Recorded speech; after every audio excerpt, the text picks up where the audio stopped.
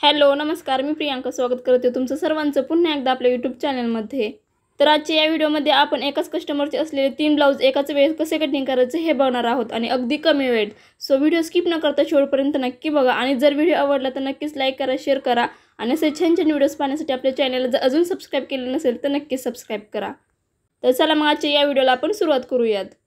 तर बघू शकता अशा पद्धतीने मी ब्लाउजचा पीस घेतलेला आहे। तर अगोदर आपण पाठीमागचा भाग टाकून घेऊयात। तर या ब्लाउजची पूर्ण उंची आहे 13, तर त्यात मी 1 इंच ॲड करणार आहे 14। तर शोल्डर घेणार आहे ते मी 6 इंच आणि मुंडा देखील घेणार आहे 6 इंच। तर हा ब्लाउज 38 साइजचा आहे, तर 38चा चौथा भाग करून घ्यायचा आहे 9.5 आणि त्यात 2 इंच ॲड करायचे आहेत 10.5 आणि 11.5। तर मुंड्याची मार्किंग केलेली आहे, तिथून पुढे छातीचा चौथा भाग करून घ्यायचा आहे आणि त्यात 2 इंच ॲड करायचे आहेत। तर अशा पद्धतीने माप टाकायचे आहेत। तर या 11.5 मधून अर्धा इंच कमी करायचं आहे आणि खाली कमरेचं माप टाकून घ्यायचं आहे। तर 11 इंचाला मार्किंग करायची आहे आणि अशा पद्धतीने मार्किंग करून घ्यायची आहे। तर मार्किंग करून झाल्यावरती मार्किंग केलेली आहे त्यावरतीच आखून घ्यायचं आहे अशा पद्धतीने।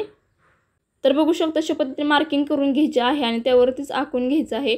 तर खूप सोपी पद्धत सांगणार आहे, अगदी कमी वेळेत जे आपले ब्लाउज आहेत ते कटिंग करून तयार होतात।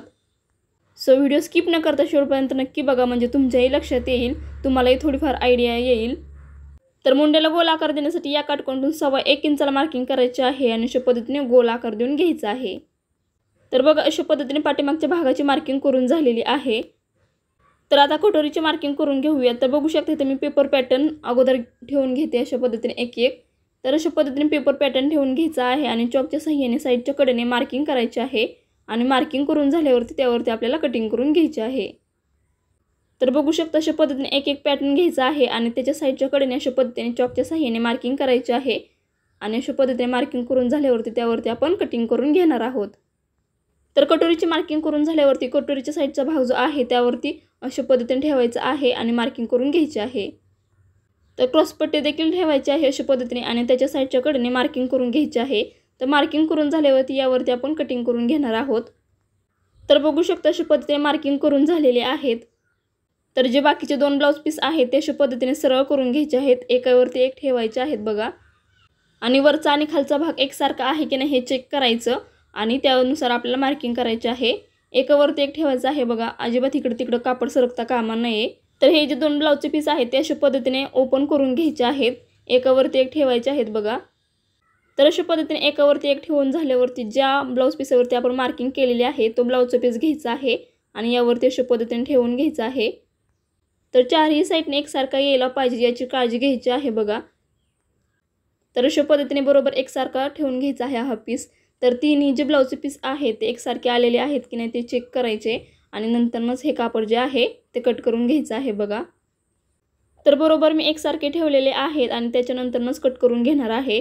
तर तुम्ही देखील अशाच पद्धतीने बरोबर एकसारखे आहेत की नाही चेक करायचं आणि नंतरच कट करून घ्यायचं आहे। तर बघू शकता अशा पद्धतीने पाठीमागचा जो भाग आहे तो कट करून झालेला आहे। तर सेम अशाच पद्धतीने एक पॅटर्न आपल्याला कट करून घ्यायचा आहे बघा। तर या ज्या क्रॉसपट्ट्या आहेत त्या आपल्याला 4 लागतात, पण इथे मी 2च कट केलेले आहेत कारण ब्लाउजचे पीस आहे कमी, त्यामुळे अस्तर आतल्या साईडने जॉईन करणार आहे। तर याची शिलाई कशी करायची याचा व्हिडिओ जर तुम्हाला बघायचा असेल तर मला कमेंट करून नक्कीच सांगा, तर तसं मी नक्कीच व्हिडिओ बनवेल। कटोरी कशी जोडायची, क्रॉसपट्टी कशी जोडायची, हुकलूक पट्टी कशी जोडायची हे सगळं सविस्तरपणे मी त्या व्हिडिओमध्ये सांगेल। सो तुम्हाला आपला आजचा हा व्हिडिओ कसा वाटला मला कमेंट करून नक्कीच सांगा।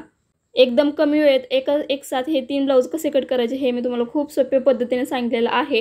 आय होप तुम्हाला आपला आजचा हा व्हिडिओ आवडला असावा। व्हिडिओ आवडला असेल तर नक्कीच लाईक करा।